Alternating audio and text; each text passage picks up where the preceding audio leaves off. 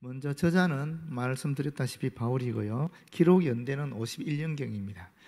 다시 말하면 데살로니가 전서를 기록한 후 몇 개월 되지 않아서 이 데살로니가 후서를 썼다라는 것입니다. 기록 장소는 똑같습니다. 전서와 똑같이 고린도였습니다. 바울이 실라와 디모데와 함께 고린도에 여전히 머물러 있었던 그런 동안에 썼습니다. 수신자는 당연히 데살로니가 교회겠지요. 이 잘못된 교리의 씨앗, 종말에 대한 생각이 성도들한테 뿌려져서 일부 성도들이 생업을 포기하는 좀 나태한 삶을 살아가는 그런 극단적인 행동을 하게 되어서 자세하게 정확하게 종말에 대한 것을 알려주기 위해서 이 데살로니가 후서를 기록했다고 볼 수 있습니다.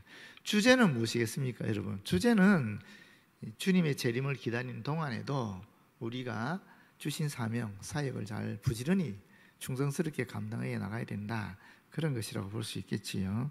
아직 주의 날은 오지 않았는데 주의 날이 올 때 먼저 일어날 사건들이 있다라는 거예요. 그렇기 때문에 나태한 마음으로 체념하는 것이 아니라 복음을 위해서 힘쓰는 삶을 살아야 된다, 그런 얘기입니다. 데살로니가 후서에 나타난 예수 그리스도는 다시 오실 주님이죠.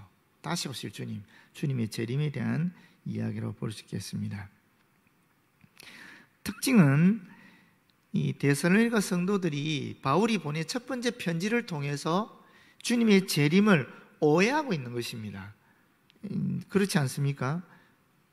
바울이 호련히 온다 그랬잖아요. 예수님 호련히 온다 그랬으니까, 도적같이 온다 그랬으니까 사람들 입장에서는 두려울 수밖에 없는 거죠. 그런데 이 편지는 사실은 신약의 3대 예언서 중에 하나라 그래요. 첫 번째는 감람산 설교라고 해요. 감람산 설교. 마태복음 24장 25절에 나오는 종말에 대한 이야기들이 굉장히 많이 나오지 않습니까? 예수님이 하신 말씀 중에.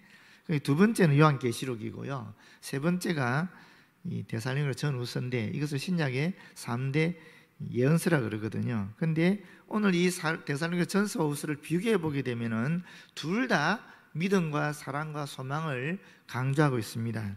그런데 데살로니가 전서는 그리스도의 날과 관련이 있고, 또 데살로니가 후서는 주의 날로 이 개념을 이야기하고 있습니다. 그 다음에 그리스도의 재림으로 말미암아 위로를 얻게 된다 하는 것이 데살로니가 전서라 그런다면은 데살로니가 후서는 그리스도의 재림에 대한 오해를 바로잡는 편지라고 볼 수 있겠습니다. 그리고 데살로니가 전서는 일을 하는 성도들을 지금 칭찬하고 있다면은 이 데살로니가 후서는 나태한 성도들을 책망하고 있다라고 볼 수 있겠습니다. 이런 공통점과 차이점이 있습니다. 핵심 구절 보겠습니다. 2장 1절과 4절 오늘 본문 말씀인데요. 이 부분은 사실은 신약에 있어서 재림 전에 적그리스도의 활동에 대해서 가장 상세하게 다룬 부분이라고 볼 수 있겠습니다. 그런데 정확한 해석은 사실은 불가능합니다. 그렇기 때문에 이 해석을 할 때는 매우 신중하게 해야 된다라는 그런 권고들을 하고 있습니다. 마태복음 24장은 사실 그리스도의 재림 직전에 있을 다양한 사건들을 다루고 있다고 한다면 여기서는 적그리스도의 활동, 그리고 그를 쫓는 사람들의 결과를 집중적으로 다룬다라고 볼 수 있겠습니다. 데살로니가 후서가 그렇다라는 것입니다. 자, 여기 보시는 것처럼 앞에서 말씀드린 것처럼 호련히 도적같이 데살로니가 전서 5장 1절에서 6절에 예수님께서 재림한다고 그러니까 이 호련히 도적같이라는 말을 어떻게 해석을 했느냐 하면은 즉각적으로 지금 당장 예수님이 재림하시구나 라고 해석을 한 것입니다. 그 해석을 따르게 되면은 이제 굉장한 혼란이 일어나게 돼 있지 않겠습니까? 여러분 생각해 보십시오. 간단히 한번 생각해 보십시오. 정말 한 달 후에 예수님이 재림한다 그러면은, 제가 내일까지 얘기하면 너무 가깝고 한 달 후에 예수님이 재림한다 그러면 여러분 뭐 하실 것 같아요? 한번 솔직히 자기 마음을 한번 들여다보십시오. 진짜 내가 한 달 후에 예수님이 재림하면 뭐 할까?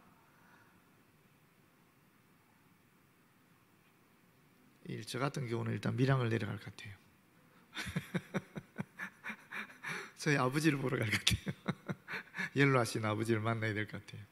그리고 우리 형제들도 좀 봐야 될 것 같고, 솔직히 그러거든요. 저는 그래요. 여러분 어떨지 모르겠지만 저는 그렇습니다. 근데 뭐 지금 당장 한 달이 온다는데 뭐 신방하고 뭘 설교 준비하고 뭐 굳이 뭐 그럴 필요 있겠습니까? 이제 오시는데 아마도 그렇게 쭉 정리하고 나면 아마 저 같은 경우는 성경 읽으면서 기다릴 것 같아요. 기도하면서 땅 가지 않고 기다릴 것 같아요. 솔직히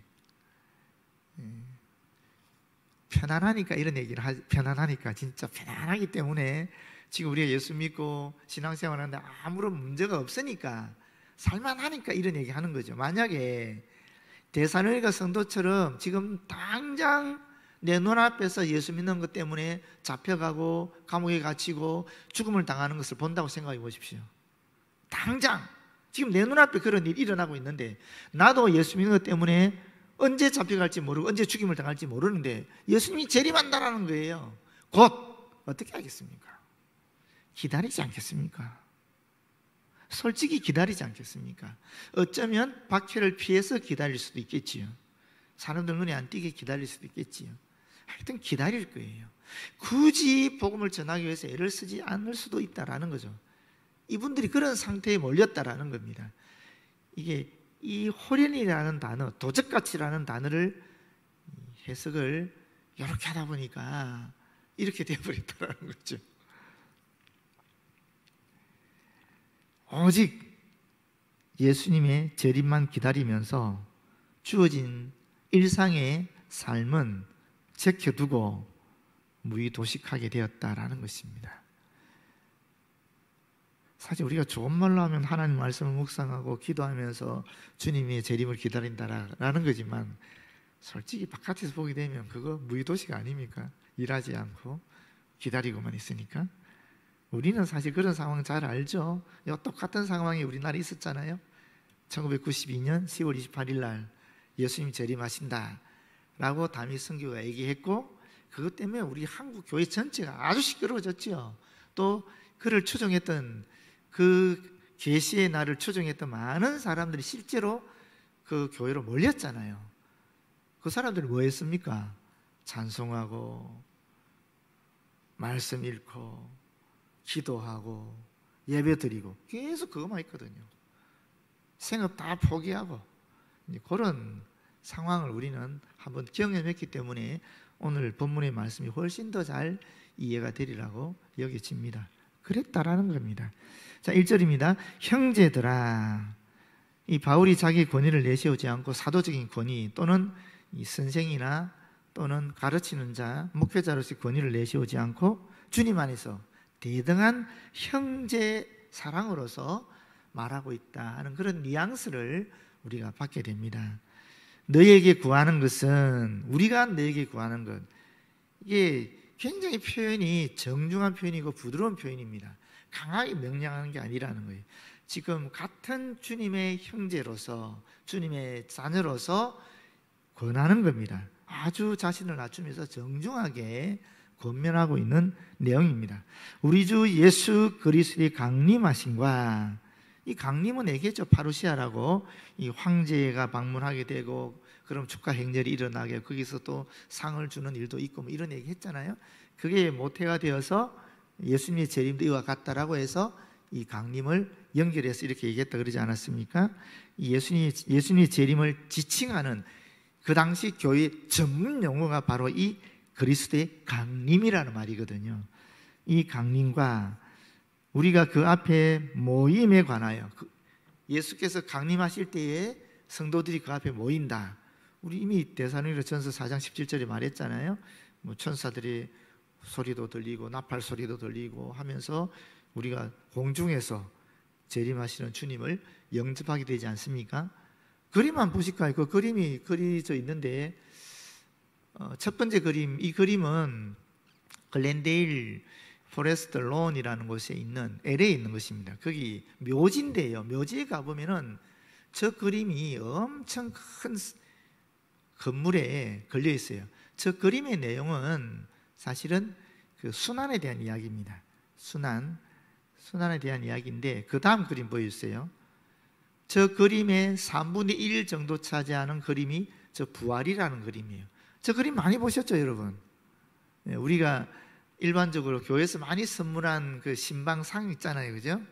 저 그림이 제일 많이 쓰여졌을 거예요. 저게 The Resurrection이라는 그 부활이라는 그림이거든요. 그게 원본 그림이 거기 걸려 있어요. 거기 걸려 있다기보다는 거기 있어요. 있는데 저기 보십시오. 우리가 저렇게 주님을 공중에서 영접하게 된다. 이미 주님 내려와 있지만 영접하게 된다라는 그런 그림이지요. 네, 감사합니다. 그런데 이런 주님의 재림과 주님을 영접하는, 공중에서 영접하는 이런 만남이 사실은 데살로니가 전서에 바울이 기록을 해서 보냈다라는 거예요. 그런데 이 첫 번째 편지에 관해서 2절은 뭡니까? 주의 날이 임박했다는 소문으로 큰 혼란을 초래하게 됐는데 그 근거가 뭐냐? 첫 번째는 영입니다. 두 번째는 말입니다. 세 번째는 뭡니까? 편지입니다. 영은 뭡니까? 이 예언하는 영이거든요. 예언 가운데는 사실은 하나님께 속한 예언도 있지만 속하지 않는 예언도 꽤 많아요.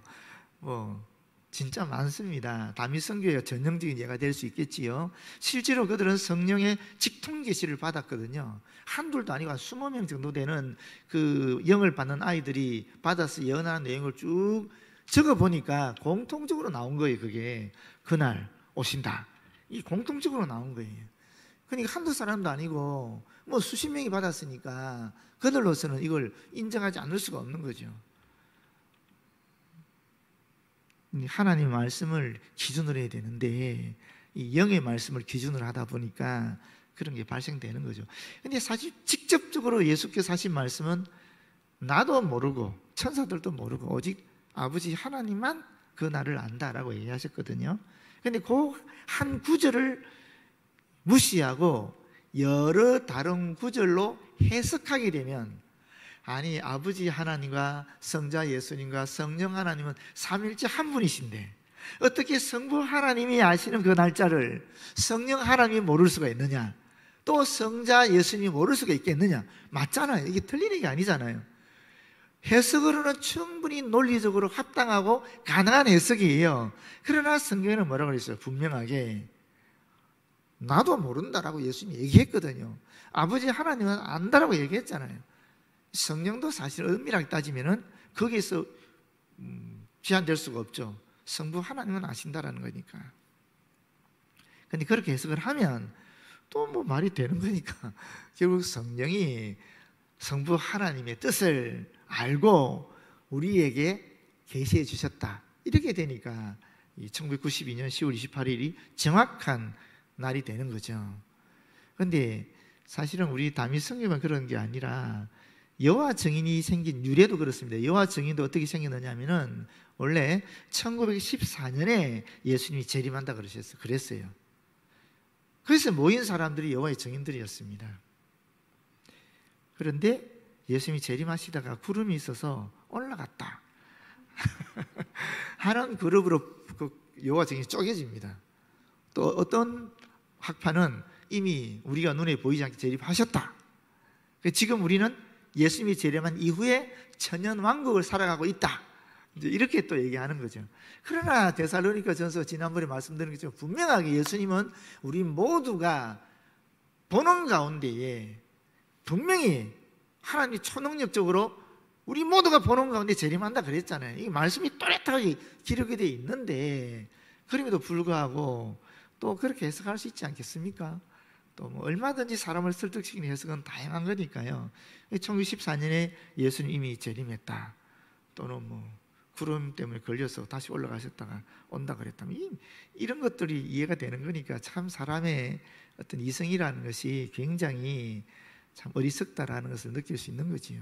그래서 하여튼 중요한 얘기는 그겁니다. 어떤 영의 계시를 받든지 간에 그 계시를 받았을 때 이 말씀을 가지고 비춰봐야 된다는 거예요. 이 말씀이 위배됨이 없는가. 근데 정확하고 또렷하게 입이 되는 말씀이 있으면 그 계시는 다시 한번 생각해야 되는 거죠. 또 저도 그런 경험이 있지만 저 주변에도 계시 받는 분, 예언하는 분 계셨기 때문에 한번 제가 찾아갔더니만 이 환상을 보시는데 띠를 3개를 제가 두르고 있다 그러더라고요. 태권도 도복에 있는 그런 띠 같은 거를. 그 환상이 저한테 무슨 의미가 있겠습니까? 아무런 의미가 없는 거거든요. 그 띠 3개가 어땠다는 겁니까? 안 그래요? 그거 본 게 나한테 무슨 의미가 있어요? 그래서 제가 그랬거든요. 아니 그게 나하고 무슨 상관이 있냐고. 그럼 그 띠가 무슨 의미인지를 가르쳐야 되지 않겠느냐고. 기도 좀 더 해보시고 얘기해 달라고. 그분 나중에 다시 기도 한번 하시고 한 달인가 있다가 그 띠 3개가 어떤 의미인지 가르치셨어요. 그러니까 계시를 받았으면은 이해하지 못하고 좀 모호한 게 있으면 다시 기도하면 하나님이 그 의미를 또 가르쳐 주시거든요. 그런데 그렇게 하더라도 결국에는 이 말씀에 비춰봐야 되는 거죠. 사실 우리는 계시를 엄청나게 많이 어떻게 생각하면 남발하겠다고 볼 수 있어요. 우리가 종종 이 기도하다가 하나님 응답받았다 또는 하나님 음성을 들었다, 다 계시 아닙니까? 그게 뭐가 다릅니까? 그게 다 계시들이거든요. 그런데 이 계시들이 정말 하나님이 주신 것인지 사람이 주신 것인지 분별할 필요가 있는 거죠. 그 분별은 사실은 간단합니다. 첫 번째, 하나님께 영광이 되는가 아닙니까? 내가 받은 계시가 이게 하나님께 유익이 돼, 하나님께 영광이 되어 교회에 유익이 된다면은 그건 성령의 역사지요. 그렇지 않고 그것이 내가 받은 계시를 할지라도 이것을 언급하는 순간에 사실은 교회 공동체의 분열을 일으키거나 성도 서로 간에 마음의 상처를 불러일으키는 것 같다면 이거는 아니죠. 이거는 안 그렇습니까? 정확하게 그것은 사탄의 역사라고 봐야 되는 겁니다. 하나님과 사람과의 관계를 깨는 것들은 전부 사탄의 역사거든요. 그럼 우리가 어렵게 생각할 필요가 없는 겁니다. 하나님 말씀에 비춰본다는 것 자체가 뭐냐? 이 계시의 내용이 나에게나 남에게나 교회 공동체나 하나님께 영광이 되거나 유익이 있느냐, 그걸 판단하면 되는 겁니다. 그거는 간단히 판단할 수 있는 거잖아요. 아무리 나한테 직접적으로 또렷하게 그런 계시의 사건이 일어났다 할지라도 그것을 언급하는 순간에 분열이나 마음의 상처나 어려운 일이 교회를 시끄럽게 하는 일이 발생한다면 하나님께 기도하면서 나를 절제하는 게 중요한 거예요. 그건 당연한 일 아니겠어요? 오히려 그때는 주님 이 마음을 절제하게 해달라고 기도해야 되는 겁니다. 그래서 내가 스스로 절제하다 보면 어떤 하나님께 지혜를 주시느냐 하면 내가 받은 계시를 입으로 표현하더라도 그분에게 상처가 되지 않고 그분에게 권면이 되는, 오히려 그분으로 하여금 실수해서 돌이키게 되는 그런 역사를 일으킬 수 있는 거예요. 또 교회 공동체에도 얼마든지 여러 방법을 향하여 목사를 찾아온다든지 또는 목자와 얘기를 나눈다든지 장로님과 말씀을 나누는데 다양한 방식으로 어떻게 절제해서 표현하게 되면 그것이 교회에 유익이 되지 않지는 않는다라는 거예요. 그래서 내가 하나님께 정확한 계시를 받았다 할지라도 그것을 어떤 방식으로 풀어나가느냐에 따라서 또 그것이 유익이 될 수도 있고 유익이 되지 않을 수도 있기 때문에 계시를 받은 사람은 더욱 조심스럽게 이 계시를 하나님께 또렷하게 알려달라라고도 기도를 더 해야 되고, 또 동시에 이 계시를 내가 어떻게 푸는 것이 하나님 방법에 적합한 것인지를, 또 하나님의 나라에 유익한 것인지를 계속적으로 기도해서 이것을 계속 뭐라고 얘기됩니까? 정제해야 된다라는 거예요. 정말 조심스럽게 해야 됩니다. 이것은 그러다 보면 어느 경우에는 이거 하나님 주신 것이 아니구나라고 깨달을 때도 있고, 이것은 진짜 하나님 주신 거구나 라고 분명히 또 깨달을 때도 있습니다. 그럴 때 점점 더 나를 절제하면서 주의 방식을 찾아가도록 지혜를 구해야 되는 거죠. 하여튼 주의 계시를 다룬다는 것은 그만큼 참 조심스럽고 정말 주의 깊게 해야 되는 것입니다. 말씀을 더 읽으면서 주님께 주님 이 말씀이 주님 주신 계시가 하나님 말씀 어디에 있는지 좀 확인을 시켜달라고 이렇게 기도하시면 또 확인시키기도 하거든요. 그런 식으로 가야 될 줄로 믿습니다. 그런데 여기서 보게 되면 하여튼 이 영으로 또는 말로, 영을 받은 사람이 말로 표현할 것이니까요. 근데 이 말도 앞에서 말씀드린 것처럼 다양한 표현 방법이 있잖아요. 내가 주님께 계시를 받았는데 당신 죄졌다 그러더라. 이러면 되겠냐고요. 아이 지는 안 짓나 다 죄를 짓고 사는 사람인데 하나님 당신을 참 사랑하는 것 같더라고. 이런 칭찬도 하시고 저런 칭찬도 하시고 이런 칭찬도 하시는데 하나님 이런 부분을 굉장히 가슴 아프게 여기고 계시더라. 이러면 누가 안 바뀌었냐고요. 안 그렇습니까? 이게 말로 표현하는 방식이 너무나 많이 다양하기 때문에 이 말로 하는 얘기입니다. 세 번째가 뭡니까? 우리에게 받았다 하는 편지입니다. 이 말은 정확하게 번역하고 있습니다. 마치 우리를 통해서 받은 듯한 편지라는 말입니다. 실제로 바울이 보낸 편지의 내용인지 이걸 잘못 해석해서 그런 것인지 아니면 다른 사람이 바울의 편지라고 속여서 했는지 우리는 알 수가 없습니다만은 분명한 사실은 이 사람들이 호련이나 도적같이라는 말을 해석을 할 때에 이런 세 가지 근거를 가지고 해석을 했고 그것 때문에 그 교회에 데살로니가 교회에 큰 혼란이 왔다라는 것입니다. 예수님의 재림에 대한 잘못된 해석 때문에 바울의 편지에 대한 잘못된 해석 때문에 엄청난 혼란이 데살로니가 교회에 왔다라는 것을 전제하고 있습니다. 그런데 그 구체적인 내용이 뭐냐면은 이 세 가지 영이나 말이나 편지로 이 사람들이 해석을 했는데 어떻게 해석했느냐? 주의 날이 이미 이르렀다라는 것입니다. 바울은 호련히 도적같이 앞으로 올 것이다라고 얘기했는데 이 호련히 도적같이 이미 임했다라고 해석을 해버린 거예요. 큰 차이 아니겠습니까? 그러면 나는 어떻게 됩니까? 이미 임했는데 나는 공중에서 주님 영접하지 못했습니다. 그럼 나는 어떻게 되는 겁니까? 주님으로부터 버림받는 게 되잖아요. 굉장히 큰 상처가 되지 않겠습니까? 그런 내용이죠. 그러니까 그래서 그 뒷말이 있죠. 주의 날이 이미 이르렀다 해서 쉽게 마음이 흔들리거나 쉽게 마음이 흔들린다. 이 마음은 그냥 우리가 느낌이나 감정을 느끼는 그런 마음이 아닙니다. 여기 성경에 나오는 마음은 종종 다양한 해석이 가능해요. 원어에 따라서 가능한데 여기서 나오는 마음이라는 것은 마음에서 일어나는 여러 가지 기능 중에 특별히 우리가 이성이라고 얘기할 수 있는 이해하고 지각하는 마음의 기능을 얘기합니다. 마음의 기능성에는 이런 이성적인 측면도 있고 성경에서 말하는 마음에는 또 의식적인 측면도 있습니다. 또 감정적인 측면도 있습니다. 이 마음이라는 게 세 가지를 다 담고 있거든요. 그 중에 여기 오늘 본문에 나오는 마음이라는 것은 지각하고 이해하는 그런 측면의 마음을 얘기하는 거예요.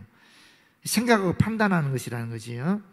이런 너무나 쉽게 다른 사람의 말이나 다른 사람이 계시받았다는 이야기나 또는 이 편지라는 것은 어떤 신앙의 특출한 지도자나 또는 이 인물이 쓴 책들, 오늘 우리도 지금 그렇게 생각하실 거예요. 그 책들을 읽고 내 마음이 너무나 쉽게 흔들렸다라는 거죠.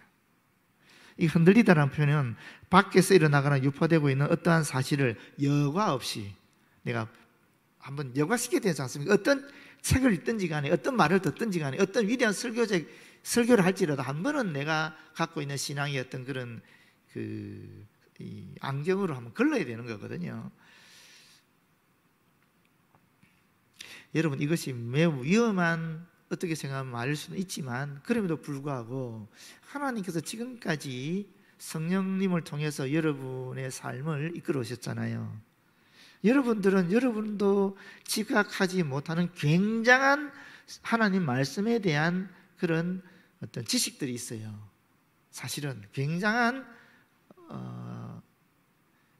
엄청난 것을 갖고 계시는 거 여러분들 스스로가 다 여러분이 자각하고 못하고 있을 뿐이지 사실은 지금 여러분들이 중국이나 북한이나 어디 선교지 가게 되면은 거기 있는 어떠한 영적인 지도자보다 더 많은 성경적인 지식과 또 신앙의 경험과 또 교회의 어떤 그런 조직적인 그런 훈련을 받으신 분들이에요. 여기 계시는 분들 정도면 대단한 분들이에요. 그렇기 때문에 우리 안에는 이미 하나님의 영의 감동으로 말미암아 축적되어져 있는 그런 수많은 신앙적인 지식들과 체험들이 녹아 있는 거예요. 그렇기 때문에 여러분이 설교를 들을 때나 어떤 분들의 말씀을 들을 때는 반드시 그걸 100%로 그냥 여과 없이 들어서는 안 된다라는 거예요. 이미 여러분하고 형성되어 있는 그런 신앙적인 체계들이 있거든요. 그런 신앙적인 체계들을 갖고 말씀들을 받아야 될 필요성이 있습니다. 심지어 제 말씀이라, 제가 전하는 말씀이라 할지라도 마찬가지예요. 그래서 제가 전하는 말씀도 듣고 여러분께서 집에 가서 이 본문 말씀을 다시 읽으면서 진짜 지금 김원석 목사가 전한 말씀이 하나님 말씀이 위배됨이 있는지 없는지를 확인하는 시간을 꼭 가져야 된다는 거예요. 제가 비록 최선을 다해서 말씀을 분석하고 또 하나님 영감 받아 전한다고 애를 쓰고 있지만 그럼에도 불구하고 저도 실수를 할 수 있는 거거든요. 그렇기 때문에 여러분 스스로가 하나님 말씀을 반드시 설교를 듣고 나서는 집에 가서 읽어야 되는 거예요. 제가 이 얘기 여러 번 했죠. 그래 해야 여러분들이 신앙적으로 주체적으로 설 수 있는 겁니다. 그런 이야기입니다. 그렇게 하지 않으면 너무나 우리가 쉽게 이 마음이 흔들려 버린다라는 거예요. 그래서 두려워하게 된다라는 거죠. 이런 것이 당시에 데살로니가 교회에 일어난 형편입니다. 재림에 대해서 올바른 판단을 내리지 못하고 우왕좌왕하고 있는 그런 성도들의 모습을 보여주고 있는 것입니다. 3절에 누가 어떻게 하여도 너희가 미혹되지 말라. 이게 중요한 말이죠. 누가 뭘 하든지 간에 그 말을 하나님 말씀에, 내가 아는 하나님 말씀에 다시 비추어보고 이 말씀이 위배가 되는지 안 되는지를 내가 기도하는 가운데 직접 성령의 영감을 통해서 내가 확인해야 된다는 거예요. 그게 굉장히 중요하다는 겁니다. 이 미혹이란 말이 두 단어로 이루어진 겁니다. 철저히 속이다. 그 두 단어로 이루어진 말이 이 미혹입니다. 어느 누가 어떠한 방법으로도 너희를 미혹시키지 못하게 하라. 그런데 이것은 굉장히 강한 명령으로 이 문장을 쓰고 있습니다. 바울이 앞에서는 형제들아 내가 너희에게 구한다 이렇게 부드럽게 했는데 이 부분 있어서는 누가 어떻게 해도 너희가 미혹되지 말라. 이 구절은 굉장히 강한 명령으로 지금 사용하고 있어요. 먼저 배교하는 일이 있고 저 불법의 사람 곧 멸망의 아들이 나타나기 전에는 그 날이 이르지 아니하리니 그는 대적하는 자라 신이라고 불리는 모든 것과 숭배함을 받는 것에 대항하여 그 위에 자기를 높이고 하나님의 성전에 앉아 자기를 하나님이라 내세우느니라. 이게 중요한 얘기죠. 그러니까 적그리스도가 나타난다는 것입니다. 배교하는 자라는 게 단수입니다. 복수가 아니라 단수이기 때문에 적그리스도 한 존재가 나타난다는 거예요. 그 존재가 나타나야 그리스도의 재림이 일어난다는 거예요.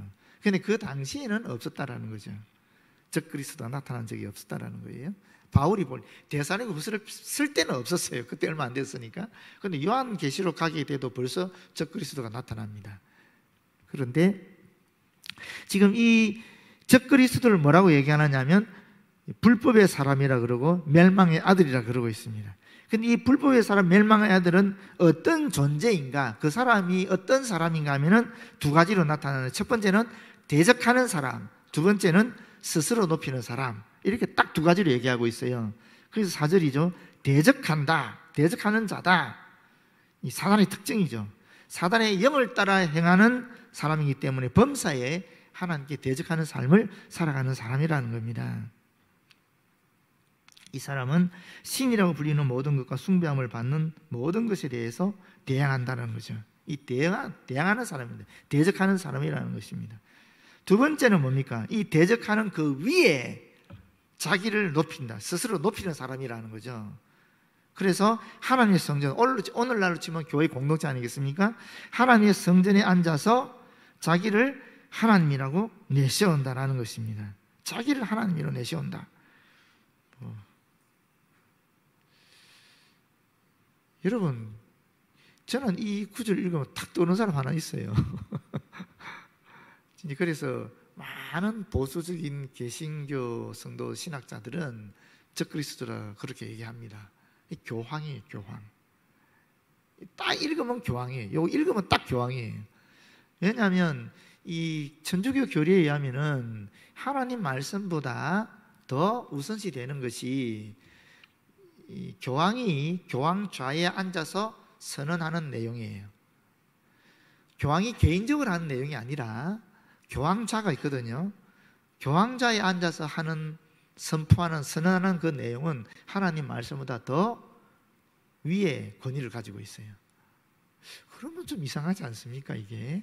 그래서 적그리스도의 첫 번째 항상 거론되는 존재가 이 교황입니다. 그리고 두 번째는 종종 나타났습니다. 히틀러라는 말도 있었고요. 저기 그 소련 공산당이라는 말도 있었고, 종종 나타나는 게 이건 시대에 따라 해석이 달라지는 것 같아요. 그런데 여러분, 우리가 여러 유형의 적그리스도들이 있을 수 있습니다만은 분명한 사실 하나 있어요. 뭐냐면 그 전에는 안 나타났었어요.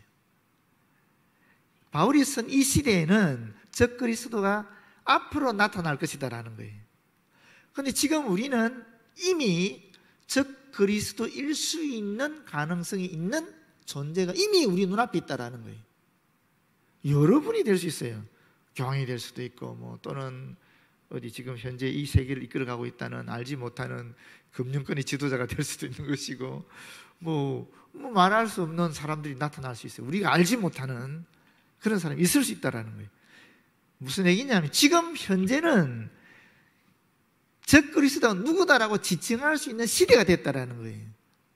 그 전에는 바울이 쓴 이 당시는 적그리스도가 누구라고 얘기할 수 있는 시대가 아니었다라는 거예요. 큰 차이 아닙니까, 여러분? 그만큼 주님의 재림이 가까웠다는 이야기입니다. 한마디로 얘기하면 가까웠다라는 거예요. 그러니까 우리가 이 데살로니가후서를 읽을 때에 데살로니가후서를 읽는 그 당시 교인들보다 훨씬 더 임박한 이 종말의 그런 신앙의 자세를 가지고 읽어야 된다라는 내용이죠. 여전히 우리는 모르죠. 여전히 주님은 또 1000년 후에 오실지 2000년 후에 오실지 알 수 없습니다만은, 그러나 우리 모두가 예상하고 있듯이 아마도 우리 생각보다 훨씬 빨리 올 것이다. 여러 가지 마태복음 23장 24장에 나오는 그런 기후적인 변화, 또 전쟁에 대한 소문, 또 재난에 대한 이야기, 이런 것들 다 보면 훨씬 더 빨리 올 것이다 하는 것은 사실인 것 같아요. 그래서 우리가 좀 더 경각심을 가지고 우리 신앙의 자세를 한 번 더 점검해 봐야 되겠다는 것이 오늘의 결론입니다. 오늘 우리 재직회가 있어서 기도하겠습니다. 하나님 감사합니다. 바울이 데살로니가 교인에게 보냈던 그 재림의 때와 오늘 저희가 느끼는 이 재림의 때가 굉장히 다른 것 같습니다. 정말 우리는 임박한 종말의 상황을 직접 목격하고 있는 시대를 살아가고 있습니다. 아버지 하나님, 나태했던 우리의 신앙의 자세를 오늘 말씀을 통해서 다시 한번 돌이킬 수 있도록 인도하여 주시고, 그야말로 언제 주님이 오실지 모르는 이 시대에 주님 앞에 더욱 경건하게 설 수 있도록 도와주시옵소서. 예수님 이름으로 기도드립니다. 아멘.